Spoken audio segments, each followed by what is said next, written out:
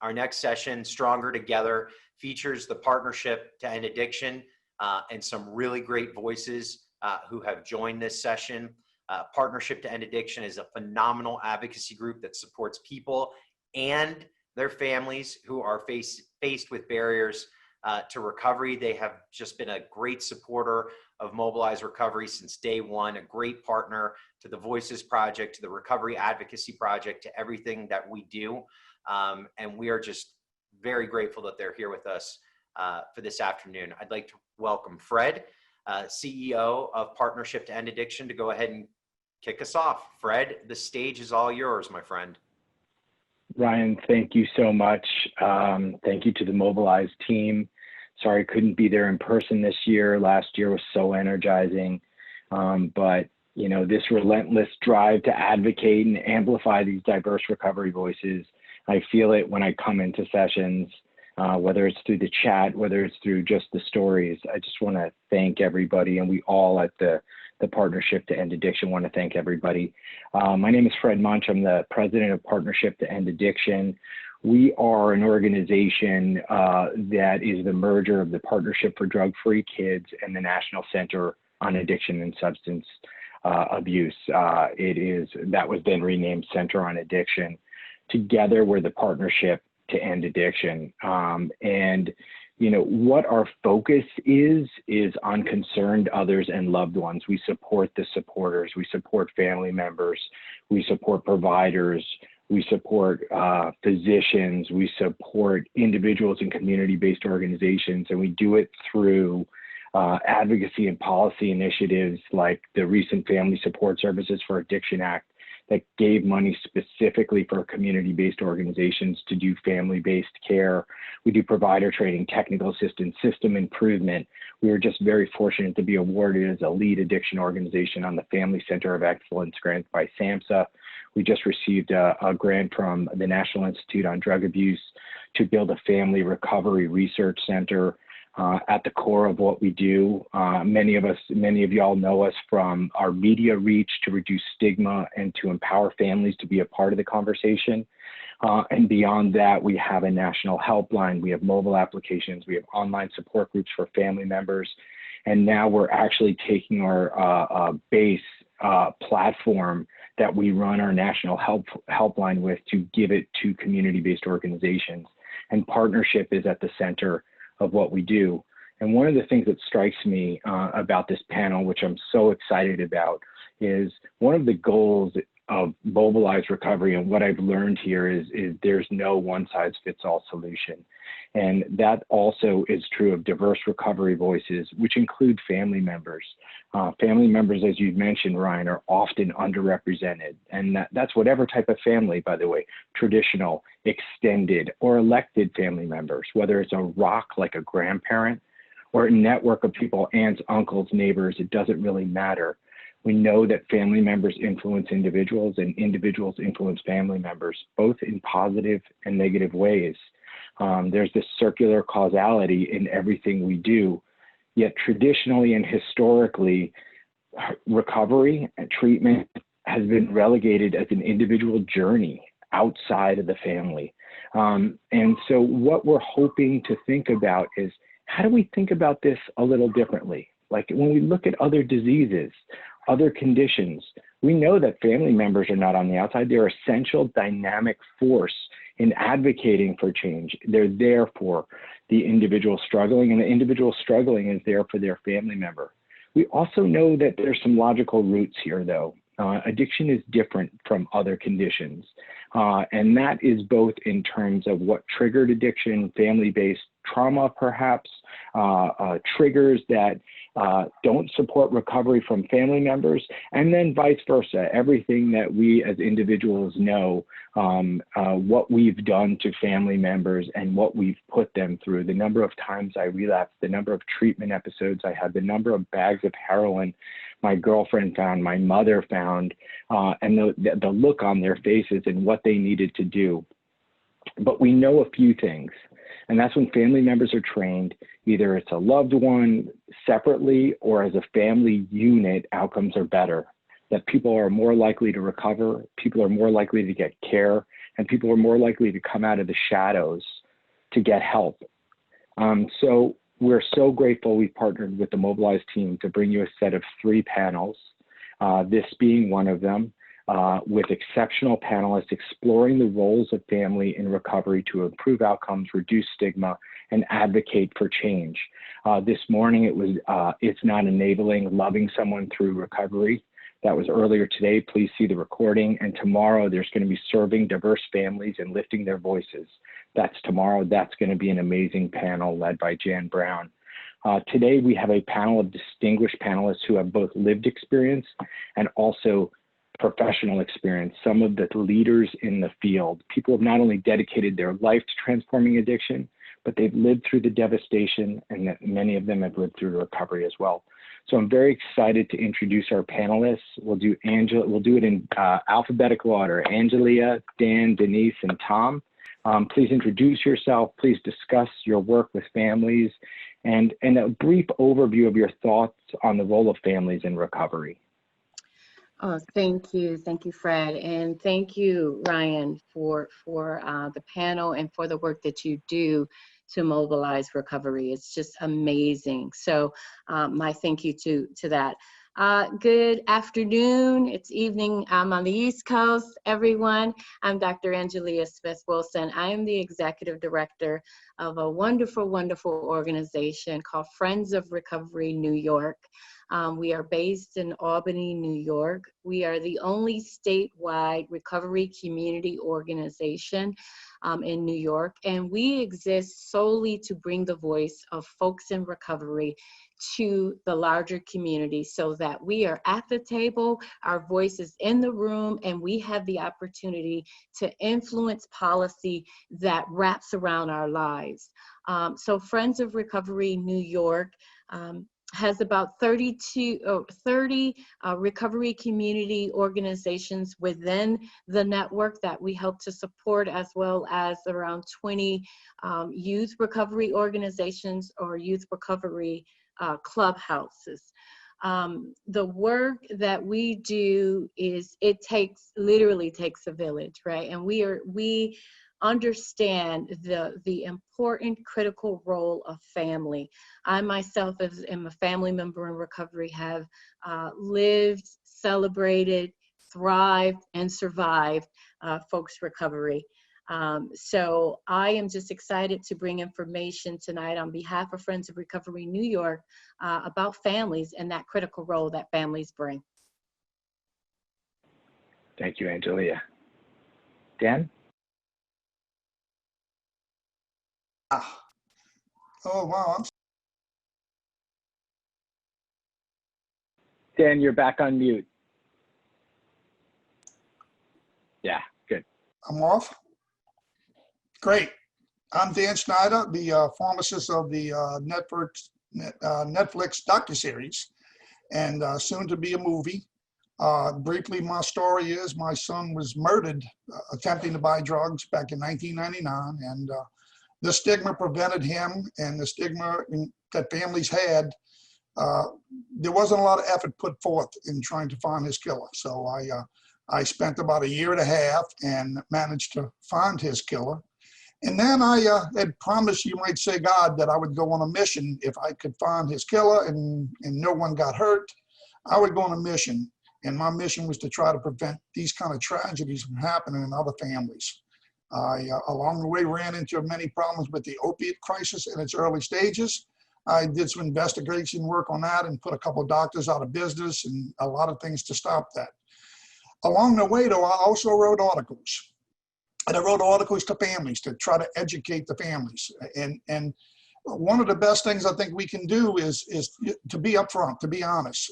It does help when you have a loved one that is lost or you've been in recovery yourself. You speak with much more authority. And I got my authority through my son's demise, unfortunately, but I'm able to communicate better with patients. I'm able to commiserate with them. And what I did find with the docuseries is I had many people send in stories, and they pretty much confessed their entire story, and it was so heartwarming, okay? And they offered an appreciation to me of they were glad that my family bared our soul, and we were willing to show what addiction can do to a family and how you can lose someone.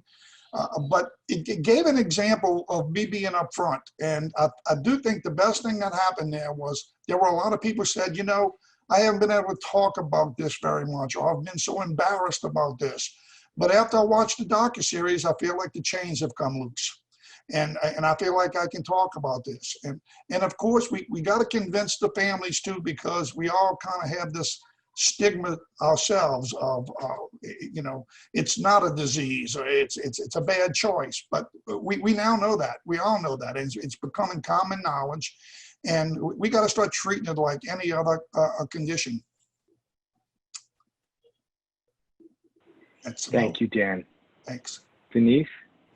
Sure. Thanks, Fred. Hi, my name's Denise Mariano. I am the Associate Director of Family Support and Advocacy at the Partnership, and have been for 2 years. But what I really like to share is how I found the partnership. Feeling very lonely on a journey and paralyzed and helpless. I remember a day, maybe I could share more about it later, where I just sent out, 100 emails and phone calls, and the partnership was the only one who answered me. And hence the reason why I volunteered with them for the next 6 years and tried to be a voice for the millions of families feeling the same way that I felt for so long, and all the struggles and the journeys that we travel. So was I not only grateful from hearing back, but wow, did they hear me? They didn't just hear me, they took action. And our volunteer army now is, hundreds and hundreds. I am also a peer coach at the partnership. We call them parent coaches, but parent means caregivers. Grandparents, foster parents, aunts, uncles. Like Fred said, we're here to support the supporters and help the helpers. As far as how I feel I can be helpful, we can be helpful, families can be helpful on the recovery front. I first want to take this time to thank Ryan Hampton. I remember sitting with him over lunch, 4 years ago, and finally seeing each other face to face and saying, Ryan, we got to make these two communities come together, not just on advocacy and policy where we're pretty lockstep, but on really supporting one another.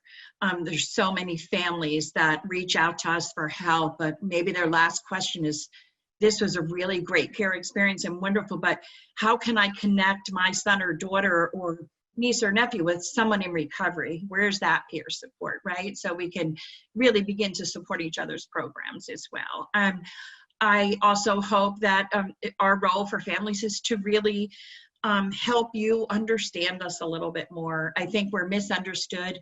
I won't share the blame of where that goes, but society stigmatizes us families, right? And we're part of the problem. We can never be part of the solution.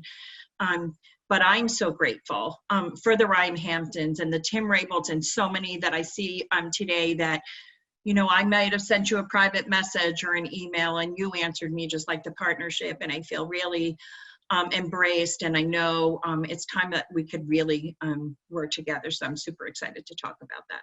Thank you. Thank you, Denise. Tom?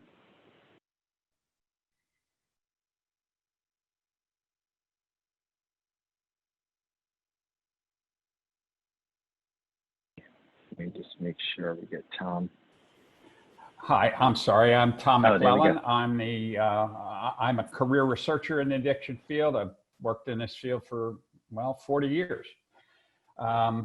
At the University of Pennsylvania and at my own institute, Treatment Research Institute. I also worked in policy. I was the deputy director of policy for the Obama administration at the Office of National Drug Control Policy. But I'm also an individual. At the individual level, I am the grandson, I am the son, brother, father of addicted people. I lost 3 family members, and 2 family members are now in stable recovery. So you would think, with all that research background, policy background, and personal background, that I would have a lot of answers about basic questions that plague us all. What do you do when your kid comes home from addiction treatment? How do you get your kid into addiction treatment? How do you support without being smothering? How do you monitor without and convey trust? And I don't know the answers. And that's the fault of research. Research has not done what it ought to have done. So I'm quite happy to share what I can, but mostly my questions. Thank you so much, Tom. Thank you so much, Denise. Thank you so much, Dan. Thank you so much, Angelia. As we can see, this panel embodies that professional and lived experience, which I've met fewer people who are more motivated than individuals on this panel. When I think of the work that people are doing and the midnight emails, and that it's just nonstop. These are 40-year careers. Dan has been working on this for 20 years. I mean, he's been doing this, and in the shadows, he's been doing this until this documentary. I mean, the passion here comes through, and very often that passion is suppressed sometimes. And part of it is people don't really know what to do, similar to Tom saying in terms of people not knowing what to do. And I'd like to start out by asking Denise a question, which is, can you explain what it was like to seek help as you sought help for your son, and how it was different between you and him? Like what that journey was like for you and him, and what you were feeling as you were doing it? Sure. So as to, seeking help for our son, we, like so many families, are a close-knit family, have very good relations, and we have a great communication line. Our son, 19 at the time, reached out for help, having been in college 2 months in his freshman year, and shared with us that he was, struggling with pain pills. And we rallied out as a family. We were proud that he reached out to us, where we internally, was our heart shattering, sure, but we've jumped other family hurdles before. And so, hanging up that phone call with a plan in place and picking up that phone the next morning to start this plan, never, ever did I imagine the journey that we would travel for the next 5 years.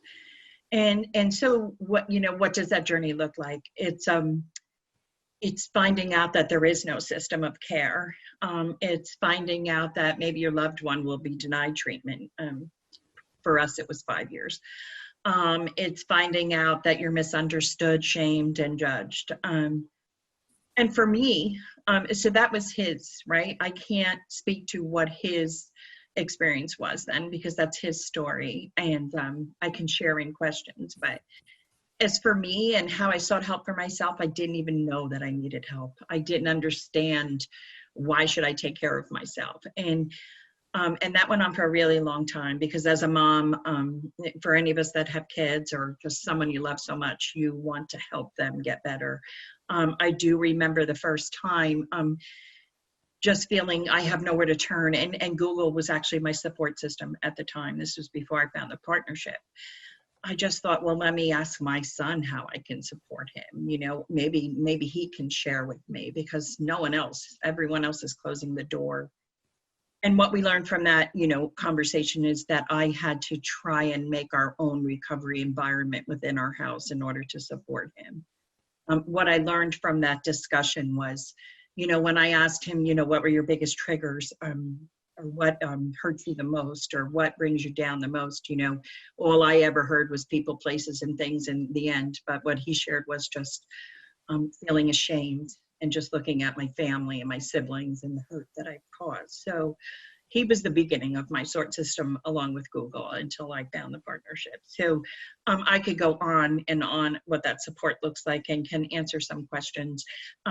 But the silver lining in all that is seeing that broken system, lack of supports, no systems of care, that judgment, really brought out my advocacy voice, and one that I didn't think I was worthy for a really long time. So started really small, but that was the silver lining. I have another son with a very serious medical condition who was never shamed, judged, never turned away for care, and I just knew, this wasn't right, and it was the beginning of my journey. So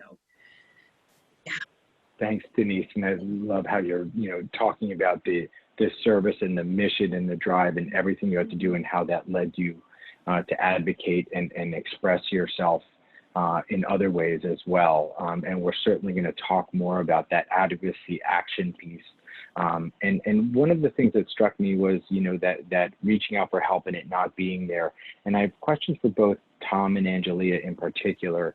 And, as individuals who've worked in the community, and Angelia, just even starting with you, thinking about it, is what's your experience bringing families into treatment and recovery as compared to individuals in terms of barriers, opportunities, what they're thinking, and how do you engage with them? And Tom, you've done so much work at TRI with the partnership to say we need resources and what that was like for you in building it and the experience of building those resources. So I can start with regards to the barriers. I think, as Tom and Denise has said, a lack of a system, a lack of a system that is there to kind of inform and wrap themselves around the family. I often refer to family members sometimes as wounded informants, because we have this information, we don't know who to share the information with, we don't know what information is important, and then wounded in the sense of, a lot of our realities have kind of, those realities that we've made in our heads, those expectations that we have for our family members have been crushed, right? So we have a lot of crashing things on the family member as the individuals deal with addiction. And so one of the things that I personally try to do in working with the families that we work with is to help them kind of understand, how all of this is kind of happening, right? How you can be in this situation where you just desperately want to get help for your loved one, but yet you're faced with all of these things that in your mind are kind of set up, and in some instances set up against folks and being able to seek treatment. So I think and I would be remiss if I didn't say that all of this is compounded by communities of color, and especially families that have to deal with another element of criminalization on top of seeking assistance for the family. So I think that we have begun to put some things in place, at least by having conversations. And like Tom said, I still have answers. I still have questions, and folks still ask me stuff. But the most important thing is to get people talking, to get people understanding that they are right where they need to be. There's no way you need to be ahead or far behind. You need to be there. You need to be, living in your realities. Facing some of these things as painful, as hard as they can be, and looking for an opportunity to heal and grow as a family as your loved one enters recovery.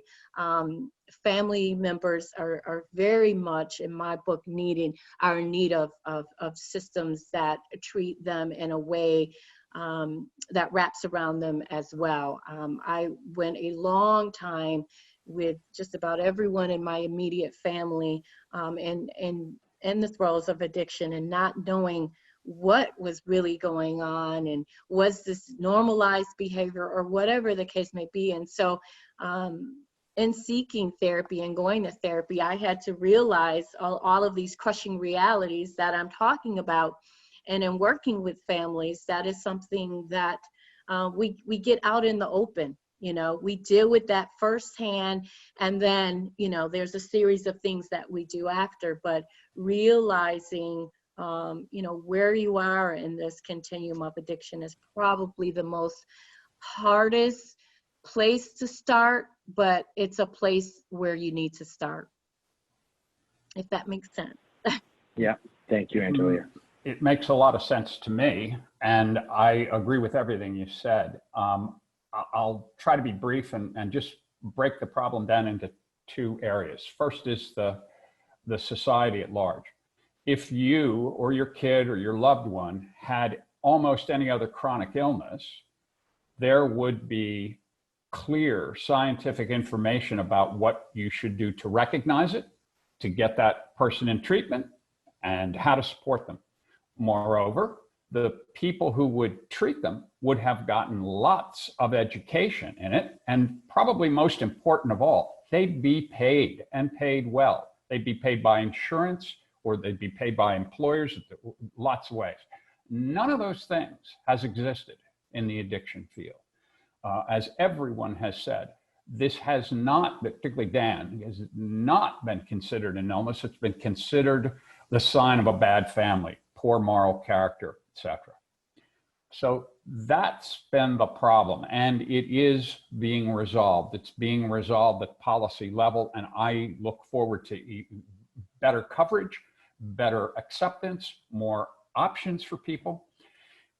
But okay, so if that works, you're still faced with what I call the oh shit moments in your life as a parent.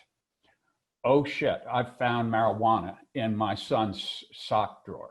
What do I do? Does he go to Betty Ford? Or do I just write it off? Is it, what's too much? Do I pretend not to?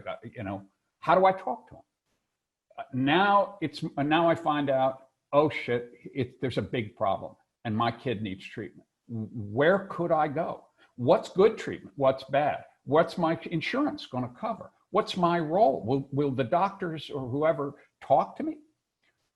As big an oh shit moment as that, the next one is 24 hours you get before the kid is released, you get your kid is coming home tomorrow call. Oh shit, now what do I do?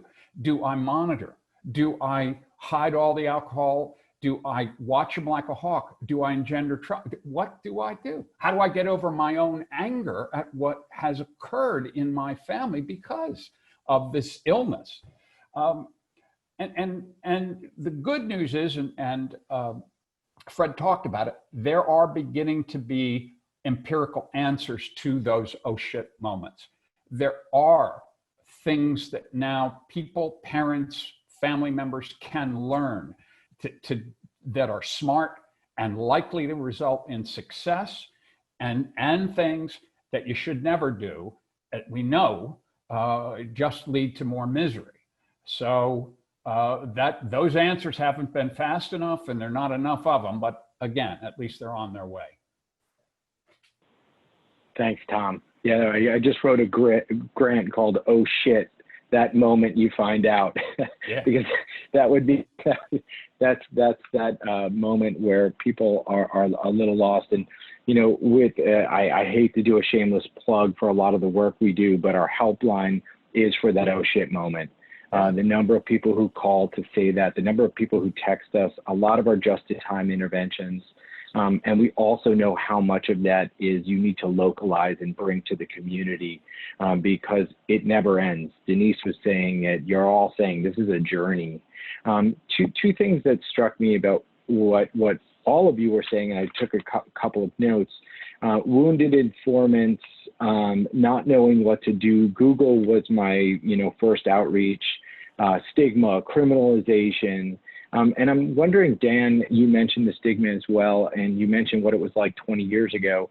I'm wondering if you can, it's a two-part question actually, because and Tom brought up something about the medical community as well. But the first part is, Dan, how do you think this has changed over the last 20 years? Stigma has changed, if at all, and the road we're on. And then also as a practitioner, as a pharmacist, as someone in the medical community, how do you see that as changing as well, not only from societal standpoint, but also as a practitioner and what we can do to engage more families?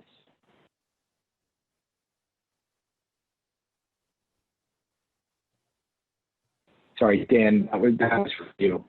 I don't know. And I agree, this is the first time Dan Schneider has ever been muted.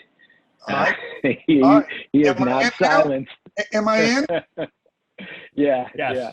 Okay. First off, Tom, thanks. That was a great presentation. A lot of information. Also thank Ryan for putting this thing together, and also thank Fred. You did incredible work, okay? When I discovered my son was an addict, basically, and I didn't go through the stages that most people went, it was like a kind of a blind side for me. He had used marijuana, but no serious drug use. We really didn't think he had any kind of a problem. And then bingo, he was murdered, but he was murdered buying drugs. I studied addiction and found out about it. But the stigma was tremendous. And I have to say, I even participated in it. And we looked at scorn on these people that came into our drugstores, the medical practitioners. We looked at them as sort of low life or whatnot.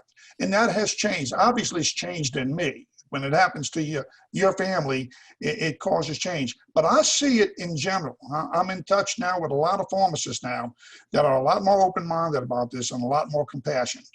So we are making progress. It's kind of like the racial thing. We're making a lot of progress, but we have a long way to go, okay? Because it is still out there. We don't have equal parity with the way we treat these things. And families are still embarrassed.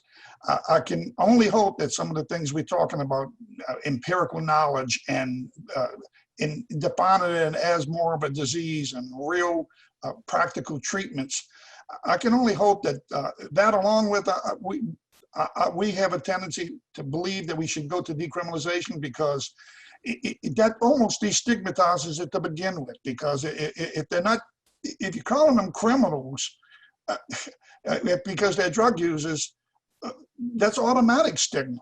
Okay, so we have a long way to go, and I think decriminalization may have a lot to do with that, even though it's somewhat controversial.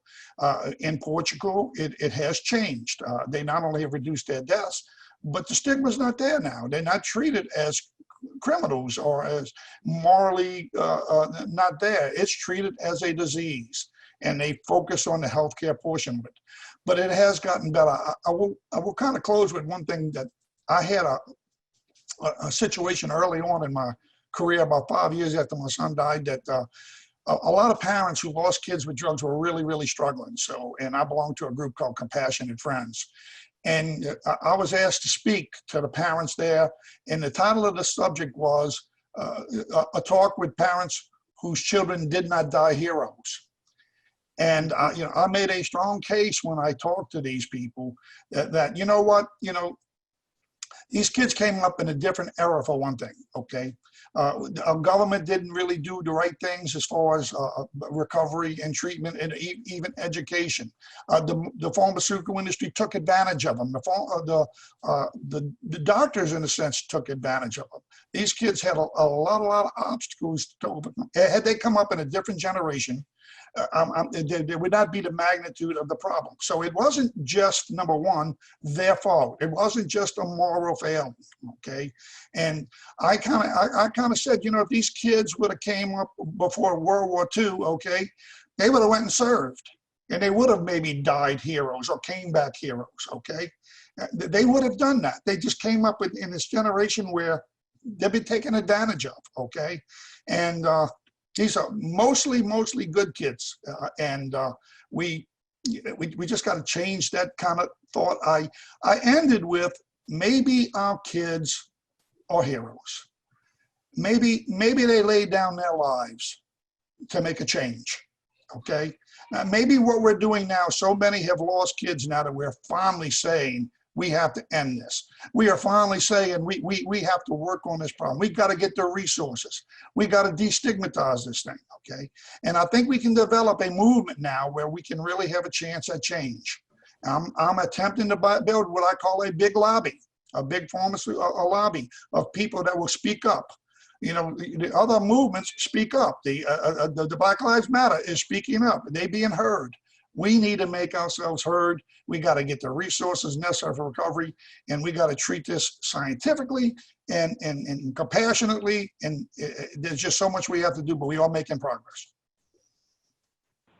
Thank you so much, Dan. One of the things that strikes about what you're saying in terms of making noise and advocating, one of the things I remember is my family, as I moved into recovery, wanted to forget it. They wanted us to be like, okay, you're done. And there was not that drive, and they wanted to push it under the carpet and just say, And I'm wondering, starting with Denise, as someone who's a parent advocate, a voice for families, what are some of the lessons learned, like as you try to engage families and as they're supporting loved ones, and on the advocacy side, how do you bring someone into the equation? Because it's complex, right? Because do you feel like you have the right to talk if your child or loved one is in recovery, to speak for them? Like, can you explain a little bit about what that's like, Denise, and how you empower and advocate for family members with all of these, interactions between the individual and the family and society? Sure. So for me, I just want to piggyback on something Dan just said, and I hope this makes you feel better. It was the first time I advocated in front of an audience that I didn't feel I belonged to. I didn't have 19 letters after me. And it was a time where I didn't think I was worthy to be an advocate. And the founder of our organization, Tom Hendrick, got really mad at me. And he said, "This is not about you, Denise. This is about families. And it's the first time families have been invited to this table, and you can do this." And I was like, okay, I can do this. And so I don't remember what I said, but I remember everyone crying in the room at some point at the very end. And I wondered, what did I say? And I went back to my husband and said, please tell me what that sentence was that made everybody in the room cry. And he's like, I don't know. I was so nervous. I didn't even hear you. But what I learned was, I said that, our son was my hero. The diversity, the stigma, the judgment that he faced, the lack of care, and knowing that day that he was 2 years in recovery, and today he's 7 years in recovery. So I love that. But back to you, Fred. So for me, I don't know if it's lessons I learned, and it's something that was never a plan for me. It's something that grew very organically. Again, I didn't think I was worthy. I didn't think my voice meant enough. But at the same time, I knew that, advocacy was a combination of data and stories. And so I had to dig deep and say, okay, will my story, change hearts and minds, right? And can it change hearts and minds? So it started really small. And I said, well, if I can go out there and change one heart and mind today, then maybe I save, one life, right? And so what I've learned is that every voice matters, big and small. Every voice matters, whether you have letters after it or not. What I also learned, and there's many things that I learned, but what I want to share, especially with this audience of all you wonderful recovery warriors, is that I couldn't have done it without you. It was the beginning of you embracing families and really understanding it. And it's what drove me to keep on doing this for someone who doesn't like public speaking. And I saw, the outcome of us coming together and working on, advocacy efforts for a better system of care, for more abuse, for criminalization, for so many things. So I thank this audience here. And I know I went off track, but since I have you here, I think, we have to keep on doing this as a recovery community. I think, not only in public policy and advocacy, but we need your help changing the narrative for families. You've done such a great job on changing the recovery narrative and the words we should and shouldn't use. I hope you'll look at, this as a call to action, help us, right? So that we're not labeled codependents, enablers. There's so much work we can do together. I hope that answered your question, Fred. I kind of get like all riled up and passionate about this stuff. So I hope. Beautifully, Denise. And there's nothing more impassioned and motivational and inspiring than someone, like you. I've been inspired by you and speaking your mind of how it works, how to engage families. And you talk about that personal experience so much of what we bring in. I think about it and like, how do you build programs for that? What are some of the steps we can make to empower the families, to engage the families, and think about how we can do that in lockstep with individuals in recovery? And Angelia, this is a question for you as you think about that. Like, from a program level, you work with families, you work with individuals, you work at recovery centers, you work in treatment centers. How do you bring the groups together on not only a treatment and outcomes level, but an advocacy level to be a more powerful voice? Well, I think that one of the things that we often say at For New York is we organize, we mobilize, and more importantly, we humanize. And so one of the things that's so important is just like what Denise said, is really bringing that voice and bringing that shared collective voice. And when you put all those folks in a room, and even if they're loved ones who are if they're sometimes they're no longer with us, they're not in the room with us, they fill that room with families. And so just like Denise said with regards to her son was her hero, and Dan said, maybe he was his hero. Absolutely, folks, these are heroes, because we get to define what is a hero, and we get to define, what makes up families and all of these strategies to be able to do that. So in terms of programming, one of the things that we really look at is we look at having services that are going to engage families in a way that empower them, right? We know that in order for any movement to progress, folks need to be empowered, and they need to feel the buy-in, and they need to understand what is their role in this greater big movement. And so that's one of the things that we look at. We look at groups and support groups and curriculum that are taught in these groups that are going to empower folks so that they understand that they're critical to the team, right? And the role that they play couldn't be played by anyone else. And if they were absent, then that part would be absent from someone's recovery. And so that's pretty much how it all kind of starts. We look at bringing in services and bringing in curriculum and bringing in information that's going to wrap around people, that's going to empower people, that's going to provide some answers, right? And more or less, it's also going to provide an opportunity for people to advocate on a higher level, and to be able to identify that there are gaps in our system, and your voice is needed to educate policymakers to fill that gap. So. Thank you, Angelia. And then that leads to a nice question for Tom. I mean, think about your time at ONDCP, the vantage point you had from a policymaking perspective. And, can you think about, we've gone from individual to program to federal, and what advice do you have that going forward, reflecting on your time there, and then thinking about what we can do better going forward? So I've got a practical suggestion for all of the advocacy groups, all the parent groups, large and small, that derives from that. And first, I want to take a step back. I don't want to talk about addiction. I want to talk about diabetes. Why? Because like addiction, the great majority of diabetes is acquired. You eat your way, you fail to do healthy behaviors, even though you know you should. Like addiction, about 50% of the risk for getting diabetes is genetic. Like addiction, you can predict who's going to become diabetic. And that right there is where all the similarities stop. Because when you then turn to what happens if you get diabetes, or you think you might have diabetes, you got a whole different game than if you might have an addiction. And the exercise I suggest you do, and use it with congresspeople, use it with your insurers, use it with employers, use it with pharmacists. Go take a look at your insurance benefit for diabetes. You're going to be surprised.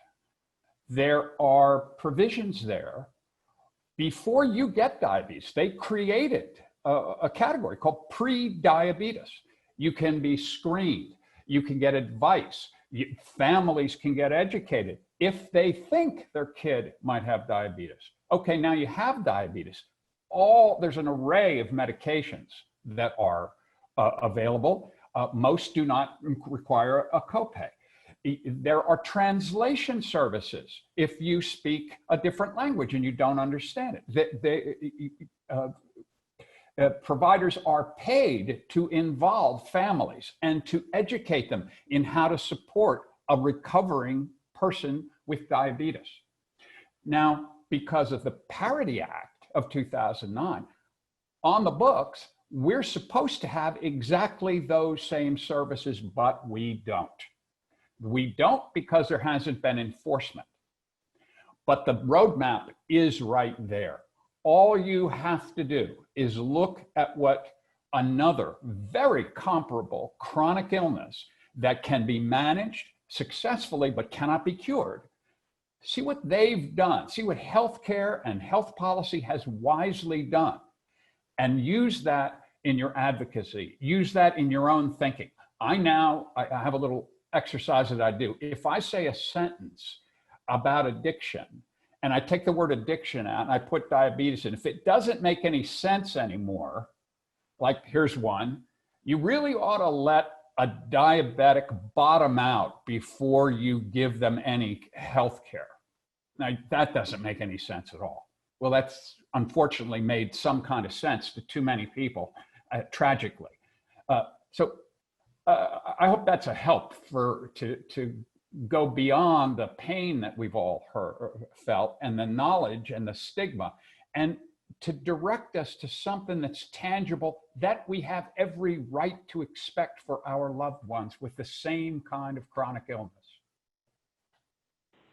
Thanks so much, Tom. Yeah, and thinking about when you're talking about parity and benefits, you know, the number of family members and partners and that seek help for their loved ones who are struggling is significant.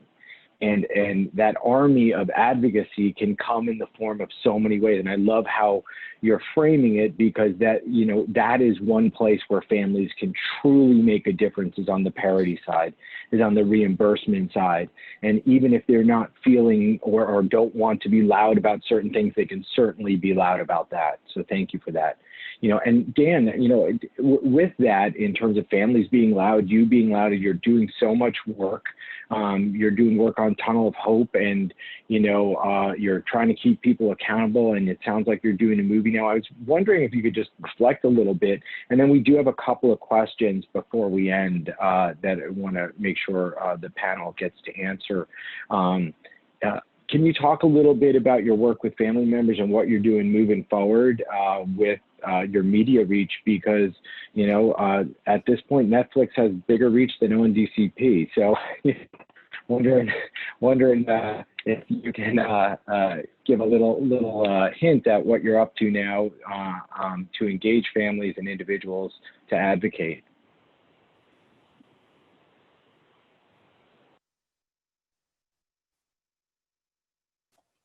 Unmute, Dan. Dan, unmute.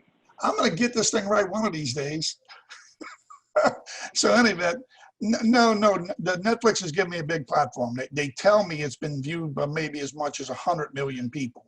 And so I've had comments from many foreign countries. Okay, so yeah, I do have a platform, and I want to speak for the families out there. You know, my family was on that TV show, and my wife was crying doing recordings and of an actual time, and I was shown crying, and we exposed ourselves. Okay, but what people don't realize is there's like maybe 500,000 or maybe 1 million families that you could have did a documentary on them, and if you could have been in their house and seen what was going on, it was the same kind of horrible struggle.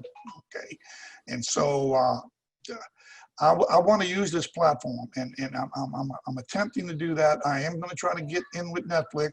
The movie's not going to be through Netflix, and I hope we can deliver some messages there, although you got to squeeze a lot into an hour and 45 minutes at the most.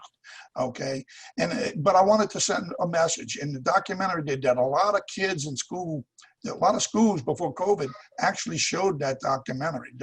They made them watch all 4 parts. And so it definitely had that impact. And I want to be able to help the families actually cope. I want them to be able to come out and do that. I'm also going to probably be writing a book in this vein, and I may not be doing it, I may get a co-writer or whatnot, but I do podcasts now, I do talks, and I want to try to inspire families, and we all got to work together to do this. Both advocates and regular people out there and families that have went through this, we're going to have to pull together and make a difference. You know, we can't keep losing the young people in the prime of their lives the way we're losing them. Okay, so pray for me. Okay, I hope I can grow into the person that people think I am. Okay. Thank you, Dan, and you know, we're so grateful for all you're doing to, you know, just raise the voice and raise the voices. We do have a couple of questions. I'm going to try to keep them brief, and please, anyone on the panel jump in. One question was asked this issue for Angelia. So there is one question. Does specific training exist for families to help the stigmatizing language around SUD? Many still use stigmatizing language and refer to their own loved ones as addicts. I was wondering if anyone can speak to that. Yes, there is curriculum out there. I mean, the craft is out there. I don't like to, you know, put too many different things out there, but there is training out there across the nation. There is some training as it relates to you know, families having that additional help, especially around messaging and learning the elements of addiction. But I also want to say that, you know, I know that some, you know, for New York itself, we have a training with regards to language. But one of the things that we're trying to be is culturally responsive to, right? And we may need to understand that different communities have absorbed different words and have de-armed them, okay? And so a lot of times when we try to, and I know there's a panel on working with families of color and or diverse families, and I'm so glad about that, because you know, we may need to begin to be a little bit open to different families of in particular families of color, and the words and the phrases that some individuals use, because they have been reabsorbed and they have been de-armed, and they are quite still meaningful. So just be mindful of that in general. You know, that we're going through a revolution of a cultural revolution of sorts now, as it relates to that. So that's my 2 cents on that. Thank you so much, Angelia. And I do want to highlight a couple things for someone who answered that question. There's, you know, the Recovery Research Institute and a number of others have specific language, not only for individuals, but also for families. And there's a great article in a new book, and I'm blanking on the name, but it was written by Carrie Wilkins and Jeff Foote, Ken Carpenter, who spoke earlier, and it really talks about language and families, and it gets at one of the things you were saying about craft and shifting language. So thank you for that. Another question for the panel, we have a couple minutes, and do you think programs like Al-Anon 12-Step are working or helpful for families? I could take that. Right, I could take that one. I think any support program that's out there for families is helpful. I think it's finding what works for you. We here in the recovery community, the best path of recovery is the path that works for you, right? And we don't try to pigeonhole that. To share my personal experience, Al-Anon was somewhat helpful. It was a place where I could share, feel safe, and not so alone. But having been faced with a broken system of care, lack of supports, having to wear multiple hats of a parent, a psychologist, a support counselor to my family and to our son, I felt like I needed a solution-based support system as well. And so when we think of Al-Anon as a support system of care, right, to take care of ourselves, but I know through our other panel, we spoke about the supports that we have, which is CRAFT and MI and ACT, and where we can, you know, arm families with tools and strategies to stay engaged, to lift their loved ones up, to communicate, to have a healthier unit. So my answer is I don't think there's one size fits all, but I think it's it's really specific to that family dynamic or that family journey that they're traveling, right? Maybe somebody got a great system of care with a continuum care program when they left, and they're not worried about the child coming home. Maybe Al-Anon's that place, right? But for so many families, I think we need more, and I think there's many programs that can complement Al-Anon. I hope that was helpful. Actually, do you mind if That I was great. jump in on that? Oh, Again, I'm going to sound like a broken record. Go look at what they have for families with diabetes. There are 15 evidence-based family support practices that are paid for families of children, loved ones with diabetes. And what that does, the reason that's so important is once insurance pays for something, it creates a market, and it tells people that there's not just Al-Anon. I have nothing against Al-Anon.